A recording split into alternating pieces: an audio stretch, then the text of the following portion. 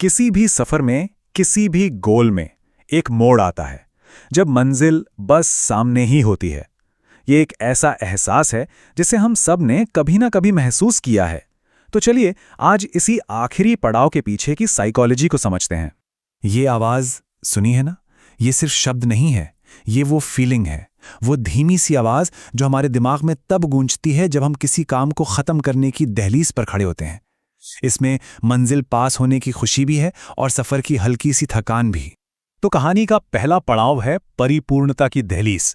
ये वो मेंटल और इमोशनल स्पेस है जहां से हमें फिनिश लाइन बिल्कुल साफ साफ दिखने लगती है और यहीं से असली दिमागी खेल शुरू होता है। अच्छा, यहाँ एक बड़ी मजेदार साइकोलॉजिकल चीज काम करती है। इसे कहते हैं ज़ाइगार्निक इफेक्ट। इसका मतलब सीधा सा है, हमारा दिमाग जो काम अधूरा है उसे ज्यादा याद रखता है बजाय उसके जो पूरा हो चुका है। यही चीज, यही मेंटल टेंशन हमें आगे तो बढ़ाती है पर साथ ही साथ थोड़ी बेचैनी भी पैदा करती है। इस पड़ाव पर आकर ना इमोशंस का एक मिक्सचर सा बन जाता है। एक तरफ तो मंजिल के इतने करीब होने का एक्साइटमेंट है, दूसरी तरफ जल्दी से इसे खत्म करने की बेसब्री, साथ में पूरे सफर की थकान भी है और मन में एक छोटा सा डर भी कि कहीं आखिरी मोमेंट पर कुछ गड़बड़ ना हो जाए। ये सारे इमोशंस एक साथ हाइपर होते हैं।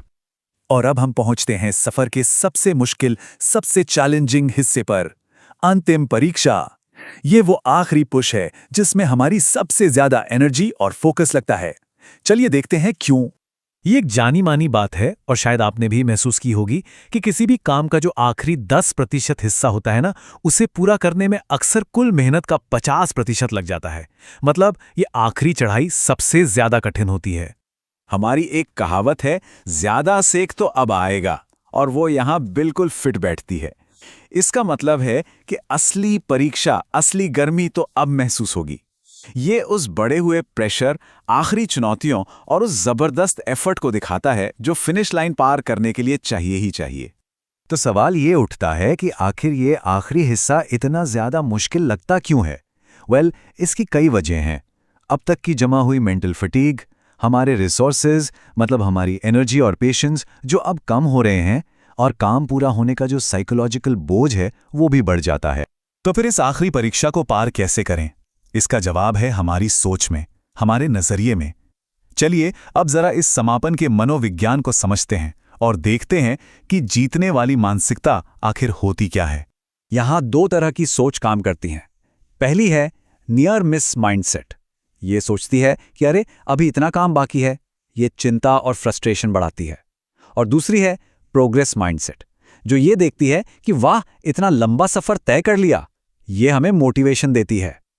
आखिरी पलों में हमारी जीत या हार बस इसी एक चुनाव पर निर्भर करती है कि हम कौन सा नजरिया अपनाते हैं। अब जरा उसी लाइन पर वापस चलते हैं, बस थोड़ा और। जब हम इसे प्रोग्रेस माइंडसेट से देखते हैं तो ये बोझ नहीं लगता, ये एक पावरफुल मोटिवेटिंग मंत्र बन जाता है। ये हमें याद दिलाता है कि हम कितने करीब हैं और हमें आखिरी पुश देने की हिम्मत देता है।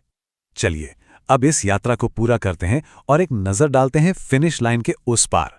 देखते हैं कि जब लक्ष्य पूरा हो जाता है तब क्या होता है और उसके बाद क्या होता है। तो संक्षेप में हमने इस पूरी यात्रा के 4 जरूरी पड़ावों को समझा। पहला, मंजिल को पास देखने की उम्मीद। दूसरा, उस आखिरी मुश्किल परीक्षा का सामना करना। तीसरा, प्रोग्रेस वाली मानसिकता को चुनना। और चौथा, आखिरकार लक्ष्य तक पहुंचना। एक बात हमेशा याद रखनी चाहिए, किसी काम का पूरा होना सिर्फ एक अंत नहीं है, बल्कि ये एक ट्रांसफॉर्मेशन है। ये उस संतुष्टि का एहसास है, उस पर्सनल ग्रोथ का एहसास है जो हमें उस मुश्किल संघर्ष से मिलता है। उस सफर के बाद हम पहले जैसे नहीं रहते। और मैं आपको इसी आखिरी सवाल के साथ छोड़े जाता हूं। जब एक चीज पूरी होती है तो अब कौन सी नई शुरुआत मुमकिन है?